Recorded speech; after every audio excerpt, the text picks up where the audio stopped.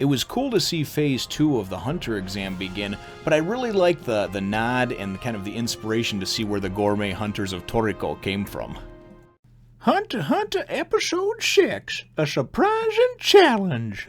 Just so much fun, boy. Well, hello, my brothers and sisters of the Nerd Nation. I, as always, am Jim, here to bring you another review on another episode of the adventure and test-filled and tantalizing and exciting and mind-fucking tale of Hunter x Hunter 2011. The last episode, of course, saw us really focusing on Hisoka, but ultimately ended with everybody, a lot of our main characters, of course, Killua and Gon, Kurapika, and Liario, all, kind of making it to the end of Phase 1, and we presume, hopefully to go into Phase 2. So that's where things left off, and this one picks up, and it's really kind of neat because Satotes winds up saying, hey, listen, I leave you here, good job, you guys passed, you that are here now, past, and they're at this wall with a gate, and the gate opens up and he says, you've completed Phase 1 of the Hunter exam, now on to Phase 2, see you guys, good luck. So they go in there and we see this huge, just hulking beast of a Buddha sumo wrestler type man, this gigantic 10, 12 foot dude, and he's standing behind this skinny, sort of punk looking, pretty hot chick actually, come to think of it, because she's got the bra with the big knockers and everything. Really cool characters, man, and they're introduced as Menchi and Buhara. And Menchi is the female, the girl with the knockers, right? And she kind of, just like I said, has this real cool feel to her, and I thought it was nice because as I'm reviewing and going through Toriko, there's some kind of there's some nods to some of these different series in here, and in this particular one, from what I've heard from a guy that I work with and talk with sometimes, he says, some of the Gourmet Hunter stuff was inspired from this series, and it's cool because these two, although they're the examiners for Phase 2, they're introduced as Gourmet Hunters, and as soon as I heard that, I was like, it's just cool.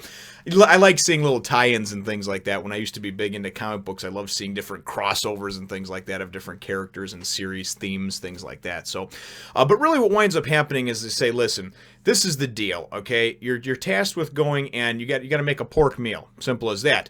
You got to go find you a pig off in the woods, right? And then you got to come back and cook it, and we both have to like it, right? Menchi and Buhara, and we have to both give you kind of the thumbs up or whatever. So everybody goes off and they're going off in the woods, and the only pigs that are I guess in these woods or whatever are these killer carnivorous pigs, and they've got their snouts are like armor, and basically, people are narrowly escaping with their lives and whatnot, and Gon is the one who winds up figuring out that the weakness is actually right behind its snout, kind of between its eyes and its forehead, and that's how you can basically, cold cock one of these sumbitches. And once he kind of lets on to everybody that does that, everybody is able to go and bring back, their respective pigs so they can go and roast them. And most people just kind of roast them over a spit and then prepare it just like a pork meal and say, hey, here you go. And the big guy, Buhara, he gives a thumbs up to everybody. He gives everybody a pass. But Menchi, she's real negative in the sense that when somebody went and when she introduced herself and Buhara is these gourmet hunters,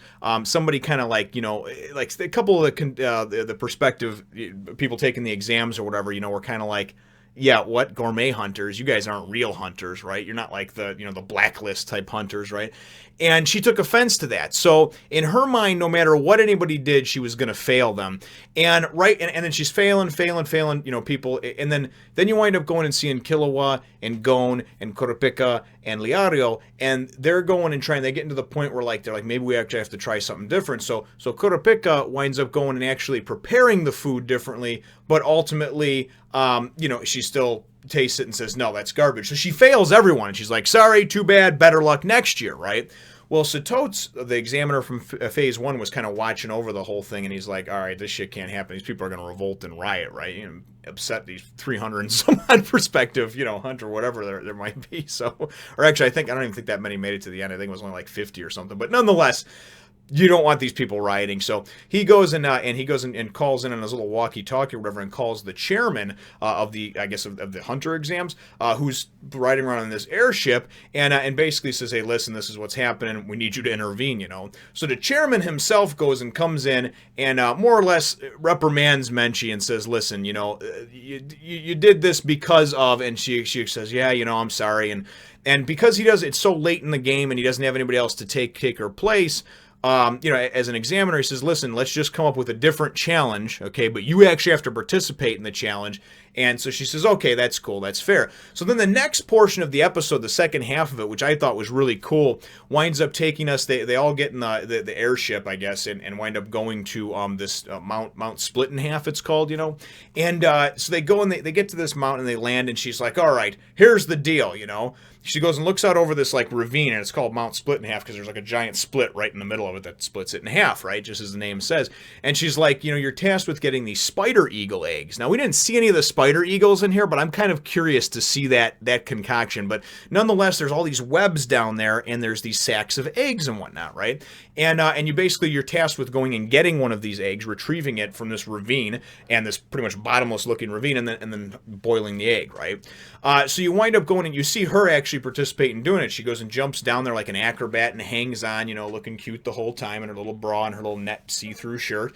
And she got her short shorts, and she hangs down, and then she drops down, grabs one of these eggs from a sack, and then goes and comes flying back up. And everybody's like, what the hell? Well, they wind up figuring out that it's because there's like this updraft that comes up from the actual ravine or whatever, or the gorge, the canyon, whatever you want to call it. And then it's neat because you go and you see everybody getting together, and everybody all at once is like, okay, cool. And they all start jumping and hanging on the webs, And you get some of those people that they just can't wait. They got to jump the gun, right? And you get somebody that goes and does it and drops and doesn't come back up, And I think it's Gon that winds up saying and explaining, or one of our main characters winds up explaining, like, hey, listen, the draft isn't there all the time. You have to wait for it, So as they're sitting there waiting, and it's just, oh man, it's like just nails on a chalkboard, just harrowing. You're sitting there, the tension, because the spider web is pulling one of them that everybody's hanging from, because you got the majority of them all hanging on this one pretty much web, right? It starts coming out, it starts detaching from the side of the canyon, and it's looking like everybody's gonna fall. And even Leorio is like sweating, he's just like, well, can we go yet? Can we go? And Gon's like, no, not yet. Gon, because Gon can sense that shit, when it's gonna come, time it right. Bunch of people, a few of them drop early, and they don't make it back up because the draft wasn't coming. And then right as if it seems like you're just going to pull the rug out from under you and everybody's going to drop and die, which we know and hope it's not going to happen. But, it gives you that tension, that feel.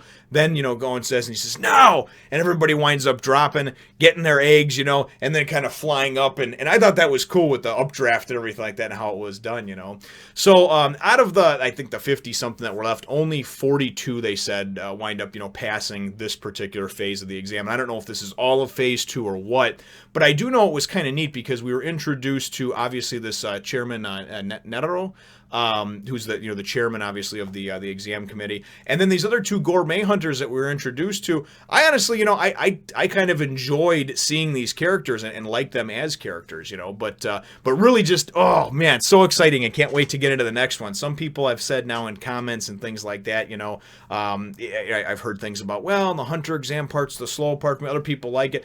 And for me, difference of opinion, I'm always encouraging others, to have their opinions on things.